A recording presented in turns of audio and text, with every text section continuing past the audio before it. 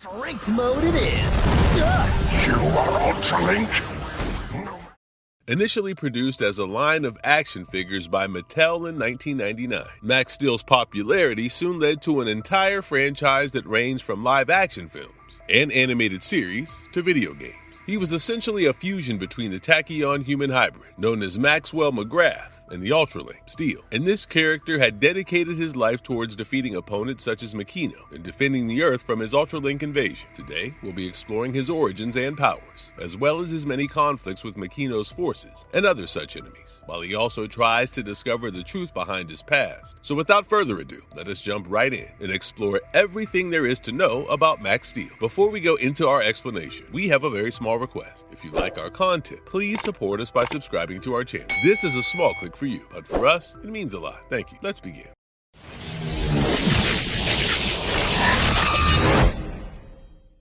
Who was the first Max Steel? Interestingly, Max Steel's origins can be tracked all the way back to an Ultralink warrior named Inbaro Steel X377, also known as Steel. He was deployed as part of Makino's troops during the Ultralink invasions of planet Tachyon, and he first started questioning Makino's corrupt ideas after coming across Tachonian warriors who had dedicated their lives towards defending their planet. Inspired by their heroism, Inbaro Steel X377 took an interest in them and observed one of their warriors, Jaim Makra, as he fought a Xenoshock with the help of turbo energy. While he was getting ready to form an Ultralink bond with him, the warrior stopped Steel and demanded to know why they were attacking Tachyon, and Steel had no explanation, except that they were trying to absorb the planet to bring glory to their lord, Makino. Jaim then probed a bit more and pointed out that Makino's plans were flawed, and it was not long before Steel also came to the same conclusion and decided to go against Makino. Unfortunately, the Xenoshock ended up attacking him before moving towards Jaim, but Steel managed to Ultralink with him and cause a turbo energy blast that strikes the Xenoshock down. Even though Steel immediately disengages from Jaim's chest, they realize that they have no hopes of saving planet Tachyon from Makino, who had already kickstarted the planet linking procedure with his Alpha Link. Jaim and Steel then decided to escape to Earth in the hopes of saving it from becoming Makino's next target, and Jaim even took on a new persona as James McGrath. He worked with Steel to establish the N-Tek organization with some help from Miles Dredd, Molly McGrath, and Forge Ferris, and they worked together to prevent Makino's Ultralinks from destroying Earth. Eventually, James and Molly settled down together and had a son named Maxwell McGrath, and set their eyes on developing a new turbo-powered weapon known as the Turbo Star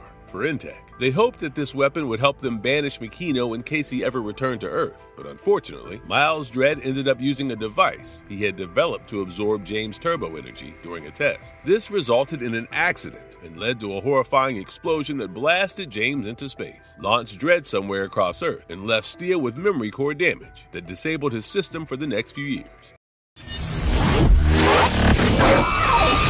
Gotta fly!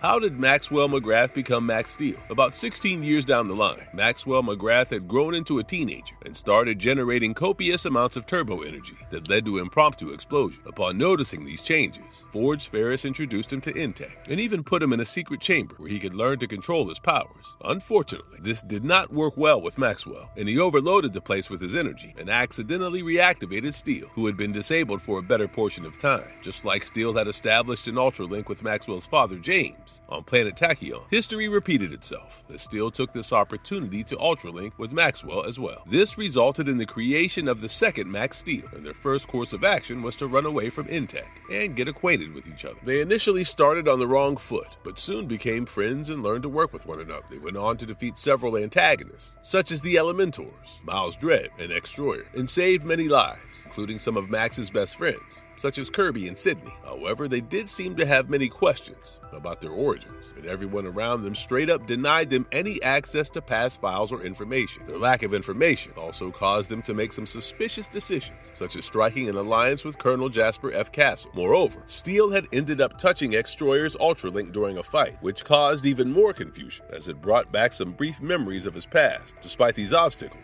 Max Steel did manage to put an end to Miles Dredd's tyranny during the second Ultralink invasion. It was at this point that Max Steel discovered that his origins can be traced back to an evil alien species, and he almost resigned from N-Tek when Forge finally revealed that these stories were about Max Steel's father. Even though they were shocked at the revelation that he was not the first Max Steel, they didn't sidetrack them from fighting against the invasion and coming up with elaborate plans to defeat the Ultralinks.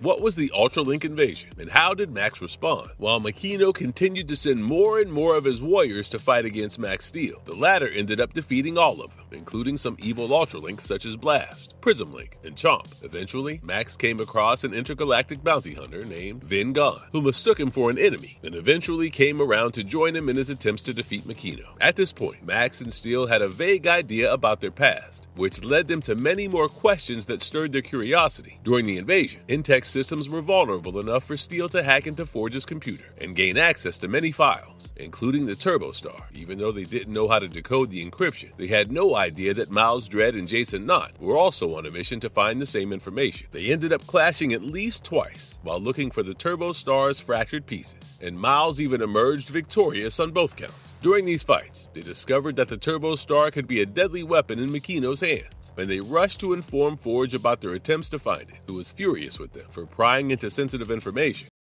How did Max learn the truth about his father and past? However, Forge could not keep the truth from Max for too long, and Max and Steel ended up falling victim to a virus spread by Blast-Link during a battle with the Ultralink Squadron. The virus caused Steel to malfunction, while Molly and Forge decided that it was time for them to learn the truth about their origins. They told Max all about Max's father's origins, as an alien who had bonded with Steel to fight against Makino, and the virus also enabled them to peek into the Ultralink's past and confirm these stories. After finally getting all the answers about his origins, Max fixed Steel by rebooting his systems with turbo energy and defeated most of Makino's minions. In the meantime, Makino had traveled to Earth through a wormhole to take matters into his own hands and deal with Max Steel personally. He was also intent on destroying the N-Tek, and he sent Miles and Mega Elemental to bond with Forge and target N-Tek's canyon. While Makino finally came face to face with Max Steel, the latter was determined to defeat the overarching antagonist, but it proved to be quite a tricky task. In fact, Max and Steel ended up getting separated, and Max then relied on Vin Gon, who arrived in the nick of time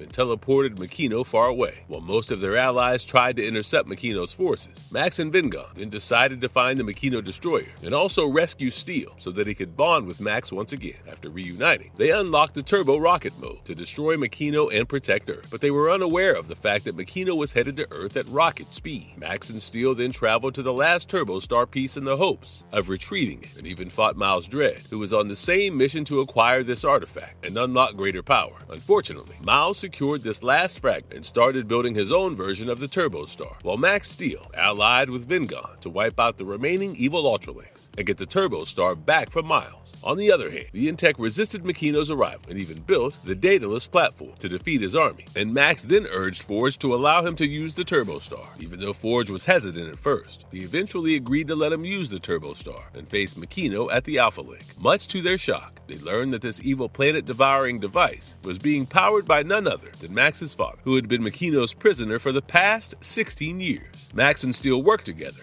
to free him and then blast Makino with turbo energy, while also destroying the Alpha Link from the inside. While Max's father was reunited with his family and N-Tek, they considered this to be a successful mission and returned to Earth, blissfully unaware of what was set in store for them. How did Max Steel defeat Makino, even though they destroyed the Alpha Link from the inside? Makino's central processing unit had somehow survived, and Makino had a pre-recorded message with instructions for the Ultralinks to bring him back to life. In fact, he had turned the situation into a competition where the Ultralink that discovered the CPU would inherit his power. But this was an elaborate ruse to find a new, powerful host to bond with. Interesting, Makino ended up linking with Maxwell and even created a new turbo annihilation mode that would destroy the Earth. But he soon unbonded with them and found a new host in Jaim. Thankfully, he was unbound by him as well, and Maxwell and Steel then worked in collaboration to throw him into the sun and put an end to his reign of terror once and for all. What is Max Steel's connection to turbo energy? Max's greatest strength lay in his ability to generate copious amounts of turbo energy that allowed him to defeat villains, feed Steel, and activate specialized weapons and turbo modes. He also had access to green turbo energy after coming across Terrorax, and this rare energy boosted his physical abilities to the point where he could lift heavy objects, run for endless kilometers without feeling tired, and restore technology in case any of his devices malfunction. What are Max Steel's turbo modes and armor? After bonding with Steel, Max gained several battle armors, known as turbo maids, with different abilities. These armors operated with the help of Max's turbo energy that was harnessed through Steel's alien technology. Some turbo modes did require a lot more energy than others, and they all had specialized functions that worked best in specific environments, such as underwater or on land. In the turbo ring, Max has the ability to launch Steel as if he was a boomerang, and this particular action was powerful enough to cause a large-scale turbo explosion. He could also use the turbo pulse to blast enemies with the help of a giant blast, and Steel eventually made him new armor with N-Tek technology. After their connection was severed, this armor gave Max the ability to create more technological turbo modes that didn't require any organic matter to harness the energy, and he also had other weapons like power gloves, swords, and blasters to make up for the loss of the turbo modes. What weapons and vehicles does Max Steel use? Max typically used a range of weapons powered by turbo energy, which included a turbo blaster and a sword powerful enough to cut through most substances. He also had a turbo lash, which was essentially a whip created out of turbo energy. Max was also given the Turbo Star, a weapon that could shoot large bursts of turbo energy, which was initially created by Jim to destroy Makino once and for all. He could also wield turbo drills to break into places, but he had to enable his strength mode in order to use these drills, as they were meant to be used. Finally, Max had inherited his father's N-Tek sword, which could be split into two parts in dire situations. Max Steel also had access to a turbo cycle that defied the laws of physics and performed some crazy maneuvers, as well as a cyclo-spin bike. He also inherited Vin and Dwayne's old turbo car that was eventually modified by Berto, and the vehicle had features such as a missile launcher, stealth mode, advanced GPS, and communication and high speed. Berto had also built a turbojet equipped with an artificial intelligence, as well as weapons like the turbo pulse guns and wing blades. Moreover, Max could use the turbojet to travel across water bodies by enabling an aqua mode, and finally, he had built a turbo mobile that could alternatively be used as an armor.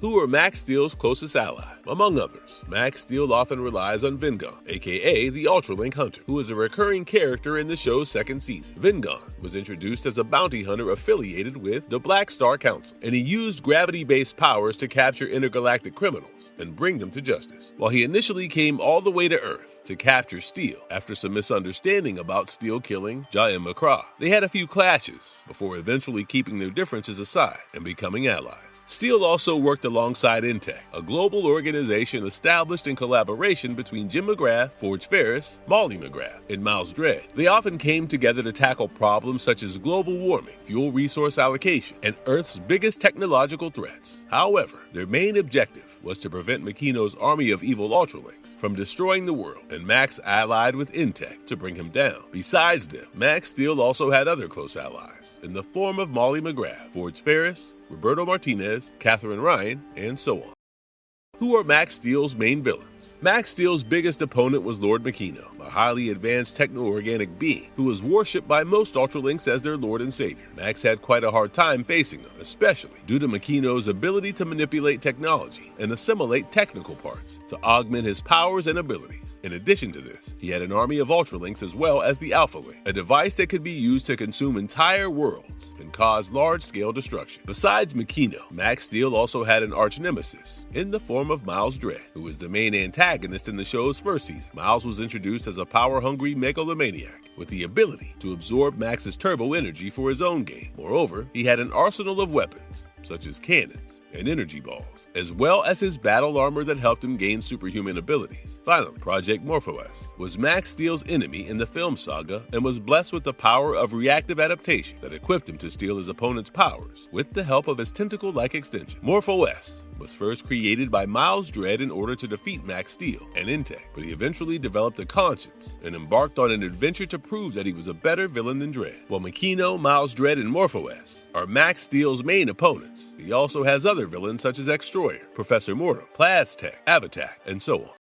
What happens when Max and Steel separate? In case Max separated from Steel for longer than 8 hours, he'd overload with turbo energy and inevitably explode and die. On a less grim note, he might just end up getting stuck in the specific turbo mode on some occasions, as seen in Turbo Seep, Starseed, wherein he is stuck in turbo scuba mode. This particular mode made it tricky for him to fight Metal Elementor and other Ultralinks, as he didn't have any super strength or other related attributes while being underwater. Who would win, Max Steel or Iron Man? Why? While Max Steel seems to have many impressive powers of his own, many fans have suggested that he does not stand a chance against Iron Man. Max Steel might have the strength to pull a couple of cargo ships, while Iron Man is powerful enough to pull full-sized battleships, as depicted in the Iron Man comics. Moreover, Iron Man is speedy enough to move at the pace of 1,000 miles per hour, which outshines Max Steel, who can just move fast enough to dodge lightning. Finally, Iron Man's technological prowess makes him capable of hacking Steel's suit, and he's also managed to survive multiple nukes, even without any shields, while Max Steel can take a few blows before getting stunned. Marvelous verdict. And with that, we've explored Max Steel's capabilities when it comes to fighting against other superheroes, as well as his origins, powers, and weaknesses. There's no doubt that he's one of the most formidable characters created by Mattel, and we hope you enjoyed exploring his story arcs with us. And if you liked our content, don't forget to leave a like and subscribe to us if you haven't already. Have a good one and be safe. Thanks, everyone.